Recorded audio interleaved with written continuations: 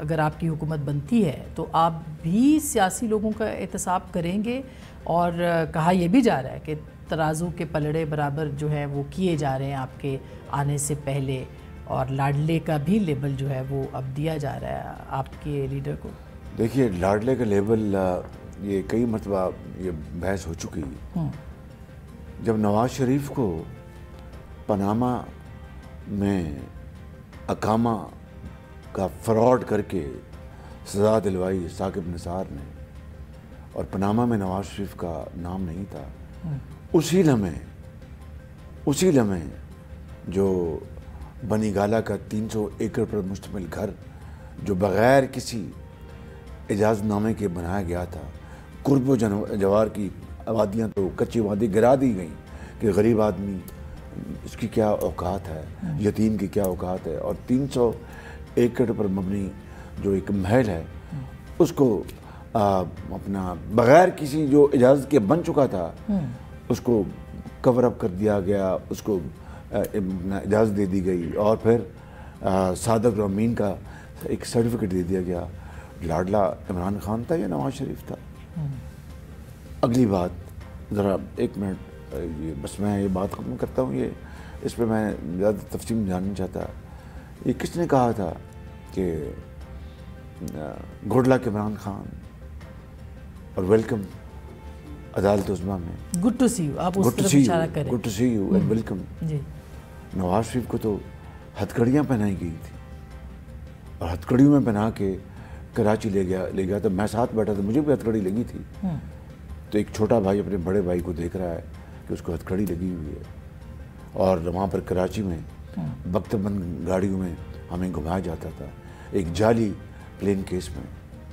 तो मैं कुछ इंसाफ करें, ये लाडले वाडले बात कानून की है, कानून की ईमानदारी की है, इंसाफ की है, और नाजायज़ और जायज़ में तमीज़ की है। देखिए शहबाज साहब, जो पहले आपके साथ हो रहा था अब उनके साथ हो रहा है, अगले इलेक्शन में कहीं दोबारा आपके साथ ना हो, ये कब तक ये गोल दायरे का सफर है? बात ये नहीं है। साफ पानी में बुलाकर आशियाना में मुझे गिरफ्तार किया जाता है, और साफ पानी का तो केस नहीं बनाया जाता, आशियाना का दूध का दूध और पानी का पानी हो गया। और हमारे तमाम नवाज शरीफ साहब के ख़िलाफ़, मेरी भतीजी के ख़िलाफ़, मेरे बेटे के ख़िलाफ़, पार्टी के ज़ोमा के ख़िलाफ़, और हमें ज़मानतें नहीं मिलती थी साल। और यहाँ पर जो कुछ हो रहा है, मैं कतन यानी विक्टिमाइजेशन के हक़ में नहीं हूँ, लेकिन गुजारिश ये है मोहतरमा, अगर कोई जालसाजी हुई है, कोई ख़यानत हुई है, जेन्युइन कोई जुर्म हुआ है, तो उसको हम इस आड़ में कि जी टिट फॉर टैट नहीं होना चाहिए, मैं उसके बिल्कुल हक़ में नहीं हूँ, लेकिन जो इंसाफ का जो रास्ता उसको तो नहीं रोकना चाहिए, उसके ऊपर ऑटोमेटिकली अमल होना चाहिए, उसमें वज़ीर-ए-आज़म का, काबीना का कोई इख्तियार नहीं होना चाहिए कि मुदाखलत करे। इसका मैं टोटली आपसे एग्री करता हूँ।